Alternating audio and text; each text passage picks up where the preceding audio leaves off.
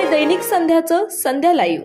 नमस्कार, मी गौरी, आपण पाहत आहात संध्या लाईव्ह। महाराष्ट्राचं कुलदैवत असणाऱ्या खंडोबा देवाच्या जेजुरी नगरीत विश्व हिंदू परिषद आणि सकल हिंदू समाजाच्या वतीनं शोभायात्रेचे आयोजन करण्यात आले होते। महिलांनी डोक्यावर मंगल कळस घेऊन श्रीरामाचा रथ तसेच पालखीत मंगल कलश ठेवून ही शोभायात्रा काढण्यात आली होती। या शोभायात्रेवेळी जेजुरी शहरात घराघरासमोर सडा रांगोळी फुलांची पायघडी घालून फुलांची उधळण करत जेजुरीकरांनी शोभायात्रेचं स्वागत केले। यापूर्वी महाराष्ट्राचं कुलदैवत खंडोबा देवाचे कडेपठार मंदिर तसेच जेजुरीगड श्रीराम मंदिर ग्रामदेवता जाणाई देवी मंदिरामध्ये मंगल कलशाचे पूजन करून नागरिक आणि भाविकांना दर्शनासाठी ठेवण्यात आला होता।